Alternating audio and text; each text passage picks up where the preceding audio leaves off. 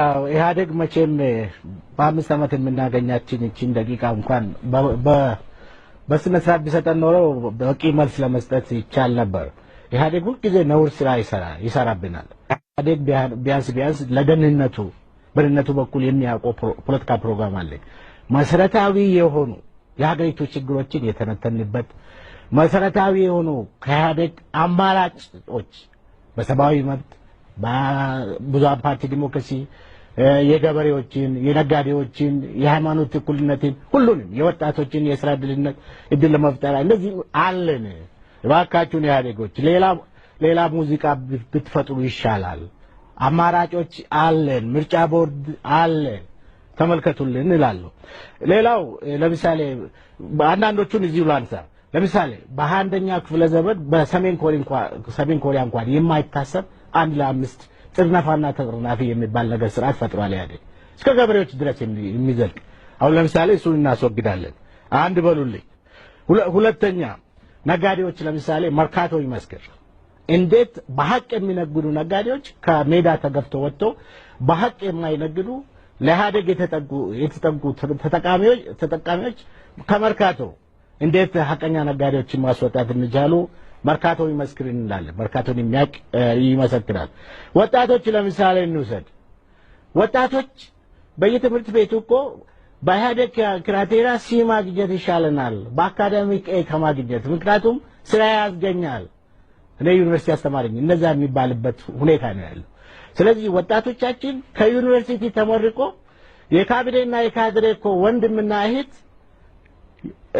የደለበ ስራ ሲያገኙም ድንጋይ የሚፈልጡበት ኮብልስቶን የሚፈልጡበት ሁኔታ እኮ ዲግሪ ተሸክሙ የሚፈልጡበት ነው። ለወጣቶቻችን በሀገሪቷ ባላት ሀብት ደረጃና አቅም ደረጃ ስራ እንፈጥራለን። ለምሳሌ መንግስት ሰራተኞች እኮ አንዳንድ ጊዜ ቢፒአር ብለድ ፕሬሸር ነው የሚባለው፣ ብለድ ፕሬሸር፣ ሌላ ጊዜ ውጤት ተኮር፣ አሁን ደግሞ የመጣው አብል 5 በታማኝ ካድሬዎች እኮ ስቃይ እያዩ ነው። የመንግስት ሰራተኞች ነፃ ሆኖ ገለልተኛ ሆኖ ሀገሪቷን ማገልገል ያለባቸው የመንግስት ሰራተኞች ምናልባት አሁን የሚያነሱት ሀሳብ የመልካም አስተዳደር ላይ የሚያያዝ ስለሆነ ለዚህ አማራጭ እኮ እየተጠየቅን ነው። አማራጭ አለን ነው በዚሁ በክርክር ጉዳዩ ላይ ማለት ነው። እባክህ የኔ ተማሪ ነበር ካትረብሽኝ ልጨርስ። ሌላው ለምሳሌ የስልጣን ክፍፍልን የሚያከብር አስተዳደር እንፈጥራለን። ነፃ ፍርድ ቤትን እንፈጥራለን። ነፃ ምርጫ ቦርድን እንፈጥራለን። ከዛ ለምሳሌ ነፃ ሚዲያን እንፈጥራለን። ፍትሃዊ ስርዓት እንዲሰፍን ሁሉም ዜጎች እኩል የሚሆኑበትን ስርዓት እንፈጥራለን። የኛ ምሁራን የአካዳሚክ ነፃነት አጥቶ በየዩኒቨርሲቲዎች እኮ ራሳቸውን ደፍቶ የሚኖሩበት እኮ ነው። ኢትዮጵያ በአፍሪካ አንደኛ የምሁራን ስደት ያለባት ሀገር ናት። አንደኛ ለሀገሪቷ የሚጠቅሙ ብዙ ስራ የሚሰሩ እነዚህ ሰዎች ምንድነው እየሆኑ እንደው ያለው? እዚህ እኮ ከመንገድ ከተወሰዱ ካድሬዎች ተተክቷል። ሀገርን ለማልማት የሚችሉ ምሁራን ኢህአዴግ ጸረ ምሁር አቋም እንዳለው ይታወቃል። ምሁር ገበሬ ይንቃል ይላል። እኛ የት እንደናሱር ሌላ ጊዜ እንጠያየቅበታለን። ሌላ እኛ ለምሳሌ ስልጣን ብንይዝ ከሙስና የጸዳ አስተዳደር እንፈጥራለን። ለምሳሌ አሁን ያለው ትናንሽ አሳዎችን እየለቀሙ ትላልቅ አሳዎች እኮ በመንግስት ሀብት እየዋኙ ነው። ስርዓቱ እኮ እስከ አንገቱ ድረስ ሙስና ውስጥ እየገባ ነው። ይሄ የአስተዳደር ስርዓት ብዙሃን ፓርቲ ዲሞክራሲ መሸከም የማይችል ስለሆነ ይወገዳል። እነዚህ ነገሮች እንዳሉን ኢህአዴግ እንዳይረሳብን። ከዛ የኢህአዴግ መሪዎች ያነሱት አንዳንድ ነገሮች አሳዛኝም አንዳንዶቹ እንትን ነው። ለምሳሌ 1993 ላይ ሁሉንም የሚያቅፍ ስርዓት ፈጥረናል። ከዛ እኮ ኦነጎች የት አሉ? ተገፍተው እኮ ወጥተዋል። የደቡብ ህብረት የት አለ? ተገፍቶ ወጥተዋል። ከኢህአዴግ እኮ ኢህአዴግን የተቃወሙና እነ ተወልደ እነ ስዬ እና ሌሎች እኮ በኢህአዴግ ቁመት እንኳን የተሰፋ ጥብቅ ዲሞክራሲ አንሷቸው ጠቧቸው እኮ ተባረዋል በጉልበት እንትን ሳይሆን ማለት ነው። ስለዚህ ይሄ ከኢህአዴግ 1993 የኢህአዴግን ሰርግ እዚህ ባይደግሙ ይሻላል፣ ይመረጣል። ከዛ ለምሳሌ ምርት ህገ መንግስት አለን ነው እርግጠኛ ነኝ ኢህአዴግም ያውቃል ከኢህአዴግ የተሻለ ህገ መንግስት ማውጣት እንደምንችል አሁን ያለውንም ችግራችን ኢህአዴግ ስለማያከብር ነው አክብረን እንደምንንቀሳቀስ የተሻለ ህገ መንግስት መጻፍ እንደምንችል ችሎታም እንዳለን እርግጠኛ ነኝ ኢህአዴግ የሚያውቅልን ይመስለኛል። ግን ዋናው ትልቁ ችግር ስራ ላይ ያለማዋሉ ነው የወጣው ህግ። ከዛ ለምሳሌ ብሔረሰቦችን መብት አስከብራለሁ ነው የሞግዚት አስተዳደር ነው ያለው። የብሔረሰቦች መብት የተከበረባት ኢትዮጵያ የለችም። ሰላምና ማረጋጋትን ፈጥራለሁ ነው። ኢህአዴጎች እንዴት እንደሚረሱ አላውቅም እንጂ ዛሬ እኮ ኢህአዴግ የተወለደበት ህወሓት የተወለደበት የትግራይ ነፃ አውጪ ድርጅት አለ እኮ፣ የኦሮሞ ነፃ አውጪ ድርጅት አለ እኮ፣ የጋምቤላ ነፃ አውጪ ድርጅት አለ እኮ፣ የኡጋዴን ነፃ አውጪ ድርጅት አለ እኮ፣ የቤኒሻንጉል ነፃ አውጪ ድርጅት አለ እኮ፣ ሌላ ደግሞ ኢትዮጵያን አወጣለሁ የሚል ግንቦት ሰባት ነፃ አውጪ ድርጅት አለ። እነዚህ እኮ የተፈጠሩት የፖለቲካ ምህዳሩ ጠቧቸው ነው። እኛ ለምሳሌ ብንመረጥ ሁሉንም ሊያቅፍ የሚችል ሁሉም የኢትዮጵያ ህዝብ ድጋፍ ያለው ፓርቲ የሚሳተፍበት ብሔራዊ የአንድነት መንግስትን እንፈጥራለን ብለናል። ይሄ አማራጭ ነው ኢህአዴግ እንዳይረሳብን። ሌላው ለምሳሌ የሃይማኖት እኩልነት አክብራለሁ ይላል። መቼም ማዕከለኛው ምስራቅ ቦምብ የሚያፈረዱ ምን የሚያደርጉ እስላሞች ኢትዮጵያ ውስጥ እንደሌሉ እናውቃለን። ሙስሊም ወንድሞቻችን እኮ ለሶስት ዓመታት ፍትህ ያለ መንግስት ያለ በሰላም ችግራችን ፍታልን ብሎ እየጠየቁ ነው። እንዳውም ሌላ ነገር እንዳያስቡ አደራ ላለው ኢህአዴግን በጊዜ ችግሮችን የመፍታት ኢህአዴግ ምንድነው ያለው? ተቃዋሚው የጸረ ዲሞክራሲ አደጋ ነው ይለናል። ኢትዮጵያ ህዝብ እኮ ያውቃል ለ24 ዓመታት የጸረ ዲሞክራሲ አደጋ ነው ኢህአዴግ ነው። እሱን ዝርዝር ሌላ ጊዜ እናመጣበታለን። የጸረ ዲሞክራሲ አደጋ የሆነው ኢህአዴግና ኢህአዴግ ስርዓት የዲሞክራሲ ተቋማት እንዳይወለዱ እንዳያድጉ የሚያጨናግፈው ኢህአዴግ እኛን ለምን እንትን ያደርጋል? ሌላ ለምሳሌ እንባ ጠባቂ ተቋም አለ ይላል። ትዝ ይለኛል እሸቱ ጮሌ የሚባል ምሁር ነፍሱን ይማርና በአፄ ኃይለ ሥላሴ ጊዜ ንጉሱ ስልጣን ላይ ለመቆየት መጀመሪያ ያሉት እንባ ጠባቂ እንፈጥራለን አሉ። አረ ኢትዮጵያ ህዝብ የሚፈልገው የሚያስለቅሰው ሳይሆን እንባውን የሚያብስለት ነው። ከማን ነው እንባ ጠባቂ የኢትዮጵያ ህዝብን የሚጠብቀው? ማን ነው የኢትዮጵያ ህዝብን የሚያስለቅሰው? ኢህአዴግ አይደለም እንዴ?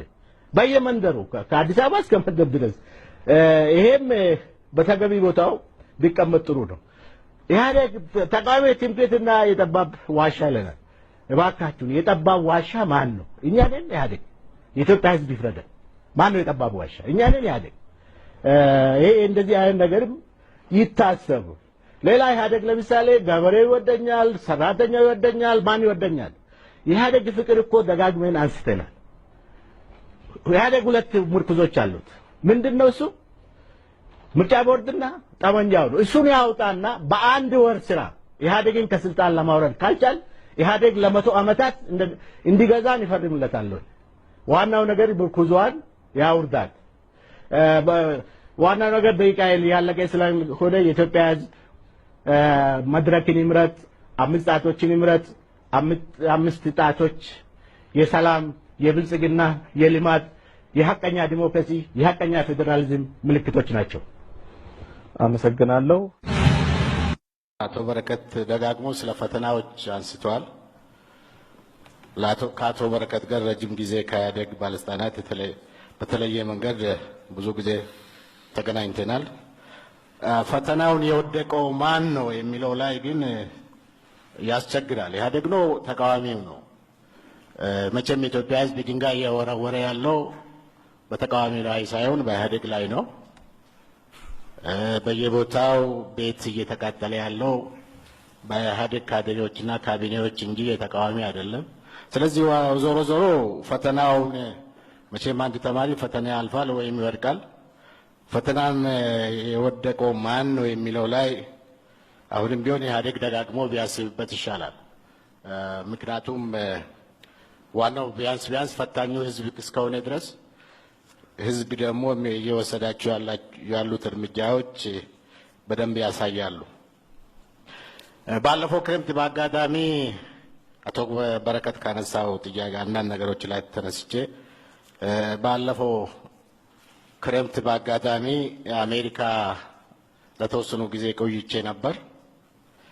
አትላንታ ላይ ካገኘኋቸው የቀድሞ የኢህአዴግ ባለስልጣናት ጋር አንዱ አቶ ጁነዲን ሰዶ ነበር።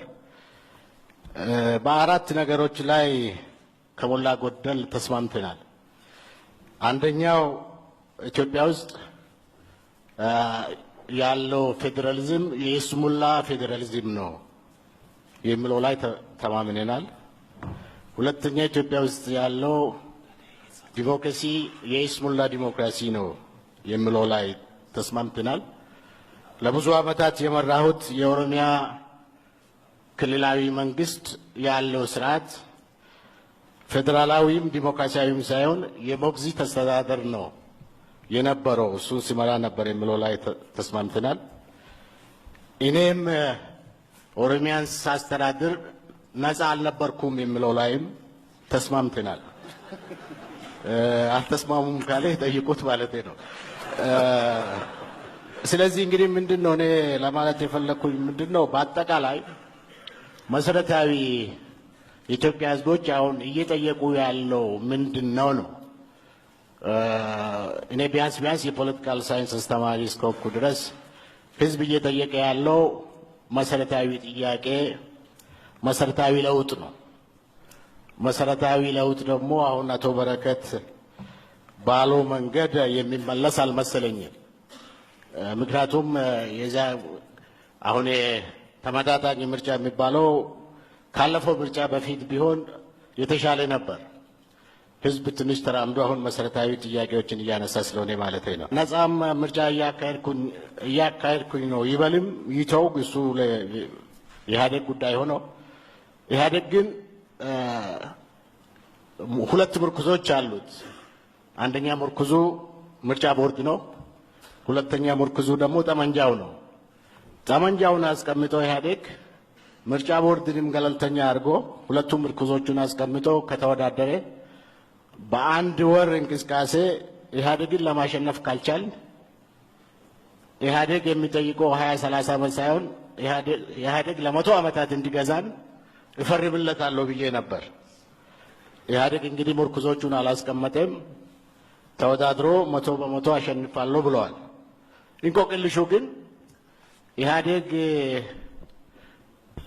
አዲሱ ፓርላማ ስልጣን ይዞ አንድ ወር በላይ ሳይቆይ ከየአቅጣጫው ቢያንስ ኦሮሚያና አማራ አካባቢ ቆይቶ የኢትዮጵያ ህዝብ 100% መረጥኩ ባለው ላይ ድንጋይ የወረወረ መሆኑ ከዛ የተሻለ ምስክር የለም።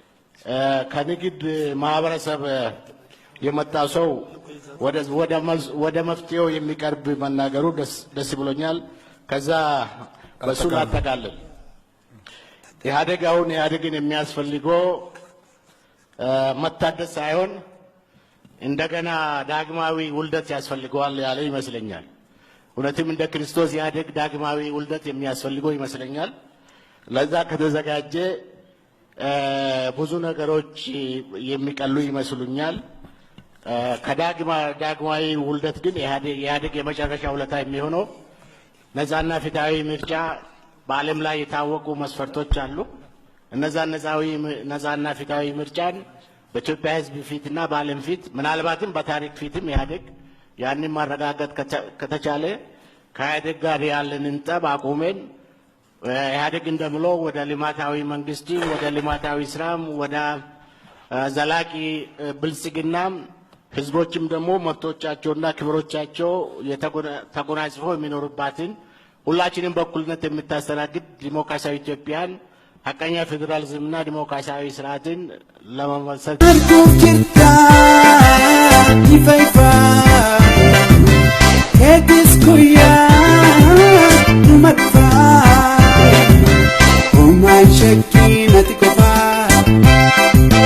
Jajjabatu si bulee lafa, oomaan shakkii